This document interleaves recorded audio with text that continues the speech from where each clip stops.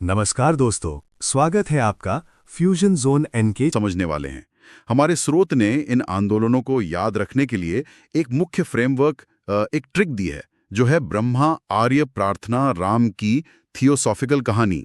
ये लाइन अपने आप में एक पूरा रोड मैप है। बिल्कुल। मतलब अगर इस रोड मैप को समझ लिया जाए तो ये आंदोलन सिर्फ एग्जाम के सवालों जैसे नहीं लगेंगे। राइट। ये उस टूल किट की तरह दिखेंगे जिससे आधुनिक भारत का निर्माण हुआ। इन सभी का एक साझा लक्ष्य था, सदियों पुरानी कुप्रथाओं को तोड़ना और शिक्षा के जरिए समाज को नया आकार देना। तो चलिए इस रोड मैप के पहले स्टॉप पर चलते हैं। हमारी कहानी शुरू होती है ब्रह्मा यानी ब्रह्म समाज से। साल था 1828 और जगह थी कलकत्ता। राजा राम मोहन रॉय, जिन्हें हमारे स्रोत की कहानी में पिताजी कहा गया है, उन्होंने इसकी नींव रखी। उनका एजेंडा बिल्कुल स्पष्ट था कि मूर्ति पूजा का विरोध, सती प्रथा पर रोक, बाल विवाह का अंत और एकेश्वरवाद यानी एक ईश्वर की पूजा पर जोर। यहाँ 1828 की तारीख बहुत महत्वपूर्ण है। इसे भारतीय समाज में आधुनिक सुधारों के स्टार्टिंग पॉइंट के रूप में देखा जा सकता है। अच्छा। कलकत्ता उस समय ब्रिटिश भारत की राजधानी था। वहाँ का एक पढ़ा लिखा वर्ग पश्चिमी विचारों और अपनी भारतीय परंपराओं के बीच एक संतुलन खोजने की कोशिश कर रहा था। तो क्या वो सिर्फ पश्चिमी विचारों की नकल कर रहे थे? नहीं, राजा राममोहन राय सिर्फ नकल नहीं कर रहे थे। वो उपनिषदों का हवाला देकर ये साबित कर रहे थे कि सती प्रथा जैसी कुरीतियां हमारे मूल धर्म का हिस्सा हैं ही नहीं। अगर मैं इसे आज की भाषा में कहूं तो राजा राम मोहन राय मुझे किसी बड़े सिस्टम के टॉप डाउन सॉफ्टवेयर अपडेट की तरह लगते हैं। हाँ, बिल्कुल सही एनालॉजी है। यस। जैसे किसी कंपनी का फाउंडर सबसे पहले पुराने और क्रैश हो रहे सिस्टम को चुनौती देता है। लेकिन मुझे एक बात खटकती है।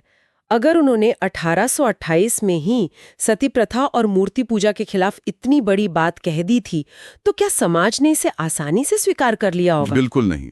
समाज में भारी घर्षण पैदा हुआ था। धर्म के ठेकेदारों ने उनका कड़ा विरोध किया। जाहिर सी बात है। क्या होगा? एग्जैक्टली। लेकिन ब्रह्म समाज की सबसे बड़ी उपलब्धि यह थी कि इसने सवाल पूछने की एक परंपरा शुरू कर दी। इसने आने वाले दशकों के लिए एक वैचारिक दरवाजा खोल दिया।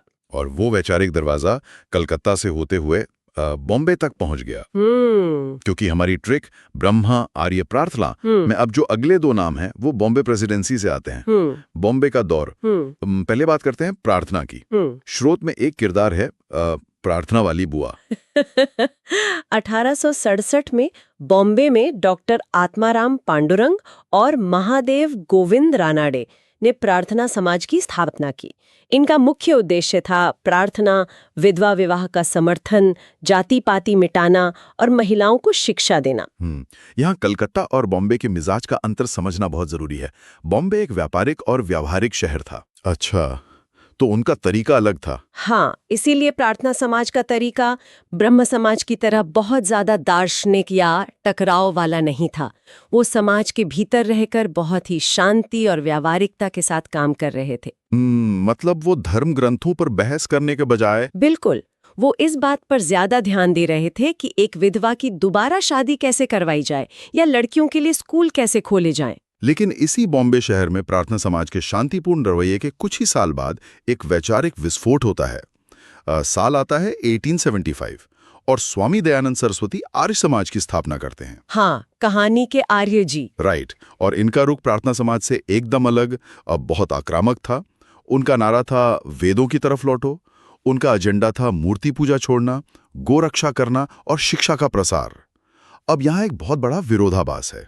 कैसा विरोधाभास? रुकिए, अगर आर्य समाज भी समाज सुधार कर रहा था तो उन्हें पीछे यानी वेदों की तरफ जाने की क्या जरूरत थी? आगे बढ़ने के लिए पीछे क्यों मुड़ना? इसे विरोधाभास की जगह एक अलग रणनीतिक दृष्टिकोण की तरह देखना चाहिए। इतिहास में इसे सुधार बनाम पुनरुत्थान की बहस कहा जाता है। Reform versus revival. एग्जैक्टली। प्रार्थना समाज आगे की तरफ देख रहा था, वो सुधार कर रहा था, लेकिन आर्य समाज पुनरुत्थानवादी था। स्वामी दयानंद सरस्वती इस बात को समझ रहे थे कि अंग्रेजी हुकूमत और पश्चिमी शिक्षा के कारण भारतीयों के मन में एक गहरी हीन भावना घर कर गई है। लोगों को लगने लगा था कि उनका धर्म और संस्कृति ही पिछड़ेपन का कारण है। हाँ, तो वो दरअसल उस हीन भावना का इलाज कर रहे थे। ठीक कहा। दयानंद सरस्वती ने कहा कि हमारी बीमारी का कारण हमारा मूल धर्म नहीं है, बल्कि समय के साथ उसमें आई मिलावट है। इसलिए वेदों की ओर लौटो का मतलब इतिहास में पीछे जाना नहीं था, बल्कि उस शुद्ध वैदिक काल के आत्मविश्वास को वापस लाना था, जहां महिलाओं को समान अधिकार थे और जन्म के आधार पर कोई जाति व्यवस्था नहीं थी। ये बहुत ही दिलचस्प नजरिया है। बिल्कुल। और प्रतियोगी परीक्षाओं की तैयारी कर रहे छात्रों को यह क्रोनोलॉजी और विचारधारा का अंतर स्पष्ट रूप से याद रखना चाहिए। 1867 में शांत सुधारवादी प्रार्थना समाज और 1875 में आक्रामक पुनरुत्थानवादी आर्य समाज। ये टाइमलाइन बहुत साफ होती जा रही है। 1828 में ब्रह्मा, 1867 में प्रार्थना और 1875 में आर्य। अब हमारी ट्रिक के अगले हिस्से पर आते हैं, जो है राम की थियोसॉफिकल कहानी। और यहाँ बात भारत की सीमाओं से बाहर वैश्विक स्तर पर पहुंच जाती है। राइट। 1875 में ही जिस साल आर्य समाज बना, मैडम ब्लेवेट्स्की और कर्नल ओलकॉट ने थियोसॉफिकल सोसाइटी की स्थापना की, जिसे बाद में एनी बेसेंट ने भारत में एक बड़ा आंदोलन बना दिया। थियोसॉफिकल सोसाइटी का आना अपने आप में एक बहुत दिलचस्प घटनाक्रम है। और थोड़ा अजीब भी। मतलब विदेशी लोग आ रहे हैं जो प्राचीन भारतीय ज्ञान, हिंदू, बौद्ध और जैन धर्मों की वकालत कर रहे हैं। हाँ, ये एक अलग ही डायनामिक था। और दूसरी तरफ हमारे पास कहानी के राम हैं, यानी रामकृष्ण मिशन। 1897 में बेलूर में स्वामी विवेकानंद द्वारा स्थापित एक विशुद्ध भारतीय सन्यासी, जो शिकागो जाकर उसी भारतीय ज्ञान का परचम पूरी दुनिया के सामने लहराता है। अगर ध्यान से देखा जाए तो थियोसॉफिकल सोसाइटी और रामकृष्ण मिशन दोनों एक ही सिक्के के दो पहलू थे। वो कैसे? एक तरफ पश्चिमी विचारक भारतीय दर्शन की गहराई से प्रभावित होकर उसे दुनिया को बता रहे थे, और दूसरी तरफ एक भारतीय सन्यासी उसी दर्शन को आधुनिक तर्कवाद की कसौटी पर कसकर दुनिया के सामने रख रहा था। वाओ, ये एक तरह का सॉफ्ट पावर एक्सचेंज था। हाँ, 19वीं सदी के अंत में इन दोनों ने मिलकर भारतीयों के उस मनोवैज्ञानिक घाव को भरा जो उपनिवेशवाद ने दिया था। लेकिन रामकृष्ण मिशन के बारे में जो चीज़ मुझे सबसे ज़्यादा प्रभावित करती है, वो सिर्फ उनके दार्शनिक भाषण नहीं है। स्वामी विवेकानंद का वो नारा याद आता है, सेवा ही धर्म है। इसका जमीन पर क्या असर हुआ? इसका असर बेहद क्रांतिकारी था। सदियों से हिंदू धर्म में मोक्ष की तलाश का मतलब था जंगलों में जाना, तपस्या करना या सिर्फ मंदिरों तक सीमित रहना। विवेकानंद ने उस मोक्ष को जंगलों से निकालकर सड़कों, अस्पतालों और स्कूलों में लाकर खड़ा कर दिया। उन्होंने कहा कि अगर आसपास कोई भूखा है तो उसे धर्मोपदेश मत दो, उसे खाना दो। राइट। दरिद्र नारायण की सेवा ही असली ईश्वर की पूजा है। बिल्कुल। उन्होंने अध्यात्म को एक्शन में बदल दिया। और जब एक्शन या जमीन पर उतरने की बात आती है तो हमारी इस डीप डाइव का अगला और बहुत ही महत्वपूर्ण सेगमेंट शुरू होता है।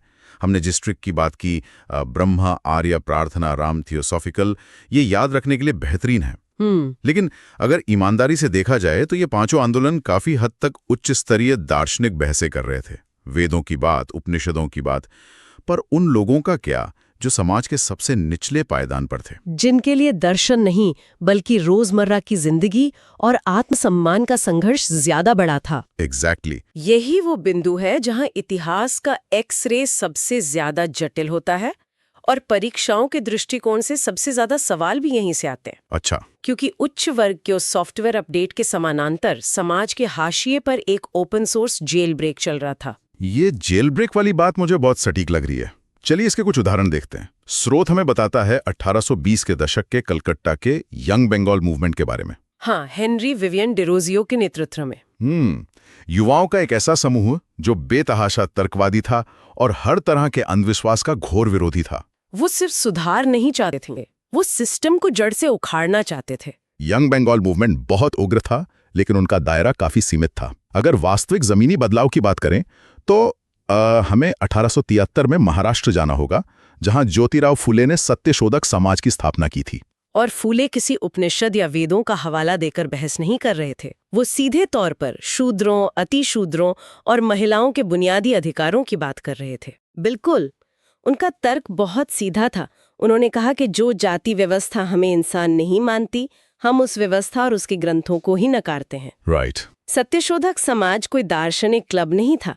ये सदियों से चले आ रहे ब्राह्मणवादी वर्चस्व के खिलाफ एक सीधी राजनीतिक और सामाजिक चुनौती थी। और सिर्फ हिंदू समाज ही नहीं, इस वैचारिक मंथन से मुस्लिम समाज भी अछूता नहीं था। स्रोत में मुस्लिम सुधार आंदोलनों का जो जिक्र है, वो ये समझने के लिए बहुत जरूरी है कि एक ही संकट के कितने अलग अलग जवाब हो सकते हैं। 1857 के क्रांति के बाद जब मुगलों की सत्ता पूरी तरह छिन गई तो मुस्लिम समाज गहरे संकट में था। उस समय दो बिल्कुल विपरीत धाराएं सामने आईं। बिना किसी राजनीतिक पक्षपात के अगर हम स्रोत को देखें तो एक तरफ अलीगढ़ आंदोलन था और दूसरी तरफ देवबंद आंदोलन। इन दोनों के काम करने का तरीका और नजरिया एक दूसरे से बिल्कुल अलग था। जी हाँ, सर सैयद अहमद खान ने अलीगढ़ आंदोलन शुरू किया। उनका मानना था कि अगर मुस्लिम समाज को इस नई दुनिया में टिकना है तो उन्हें ब्रिटिश हुकूमत के साथ तालमेल बिठाना होगा और आधुनिक अंग्रेजी शिक्षा विज्ञान अपनाना होगा। वो समाज को नए सांचे में ढालने की कोशिश कर रहे थे। लेकिन दूसरी तरफ देवबंद आंदोलन था जो 1866 में शुरू हुआ। देवबंद एक पुनरुत्थानवादी यानी रिवाइवलिस्ट आंदोलन था। उनके संस्थापकों को लगता था कि अंग्रेजी हुकूमत और पश्चिमी शिक्षा उनकी इस्लामी पहचान और संस्कृति को नष्ट कर देगी। अच्छा, तो उनका फोकस अलग था। हाँ, इसलिए उन्होंने पारंपरिक इस्लामी शिक्षा पर जोर दिया और ब्रिटिश प्रभाव का कड़ा विरोध किया। तो एक ही समाज में सर सैयद अहमद खान कह रहे थे कि अंग्रेजी सीखो और आगे बढ़ो, जबकि देवबंद कह रहा था अपनी जड़ों को बचाओ वरना पहचान खो दोगे। ये कोई सही या गलत की बात नहीं है, ये बस ये दिखाता है कि अस्तित्व बचाने के लिए अलग अलग लोगों ने अलग अलग तरीके चुने। सटीक विश्लेषण है। और अगर हम उत्तर भारत और महाराष्ट्र से निकलकर दक्षिण भारत की तरफ जाएं, तो वहां का जेल ब्रेक और भी ज्यादा बुनियादी था। स्रोत दक्षिण भारत के दो बहुत ही अहम आंदोलनों का जिक्र करता है। पहला है केरल का SNDP योगम, जिसे श्री नारायण गुरु ने शुरू किया। हाँ। उनका मुख्य संघर्ष एझावा समुदाय और अन्य दलित वर्गों के उत्थान और उनके मंदिरों में प्रवेश को लेकर था। यहाँ समझना जरूरी है कि मंदिर प्रवेश सिर्फ पूजा करने का अधिकार नहीं था। उस दौर में मंदिर समाज की अर्थव्यवस्था, शिक्षा और सत्ता के केंद्र होते थे। ये मतलब वो एक पावर सेंटर थे। बिल्कुल। मंदिर की सड़कों पर चलने का अधिकार मांगना दरअसल सार्वजनिक स्थानों पर बराबरी का दर्जा मांगने की लड़ाई थी। नारायण गुरु का संदेश था एक जाति, एक धर्म, एक ईश्वर। और इसके कुछ दशकों बाद दक्षिण भारत में ही एक और तूफान आया, सेल्फ रिस्पेक्ट मूवमेंट यानी आत्मसम्मान आंदोलन, जिसे पेरियार ईवी रामास्वामी ने शुरू किया। हाँ, पेरियार का आंदोलन बहुत प्रखर था। इन्होंने तो ब्राह्मणवाद, धर्म और ईश्वर की पूरी अवधारणा पर ही सीधा और आक्रामक हमला बोल दिया। उनका फोकस सिर्फ सामाजिक बराबरी नहीं बल्कि भाषाई और सांस्कृतिक पहचान को स्थापित करना था। जो छात्र सुन रहे हैं उनके लिए ये समझना बहुत जरूरी है कि इतिहास कोई सीधी रेखा में नहीं चलता। राइट। एक तरफ राजा राम मोहन रॉय और स्वामी विवेकानंद जैसी वैश्विक और दार्शनिक आवाजें थीं और उसी समय फूले, नारायण गुरु और पेरियार जैसे नेता जमीन पर सामाजिक ढांचे को तोड़कर फिर से बना रहे थे। परीक्षाओं के लिए ये सभी नाम उनके क्षेत्र जैसे नारायण गुरु केरल से, फूले महाराष्ट्र से और उनके विशिष्ट लक्ष्य याद रखने होंगे। तो चलिए आज की इस लंबी और गहरी डाइव को हम समेटते हैं। स्त्रोत्री ने जो याद रखने की तकनीक दी है उसका हम टाइमलाइन के साथ एक फाइनल रिवीजन कर लेते हैं। सबसे पहले 1828 में कलकत्ता में ब्रह्म समाज, फिर कुछ दशकों के अंतराल के बाद 1867 में बॉम्बे में शांत और व्यवहारिक प्रार्थना समाज। इसके ठीक बाद एक अहम साल आता है 1875, जब दो बड़ी संस्थाएं बनी, बॉम्बे में आक्रामक आर्य समाज और वैश्विक स्तर पर थियोसोफिकल सोसाइटी। और इस सदी का अंत होता है 1897 में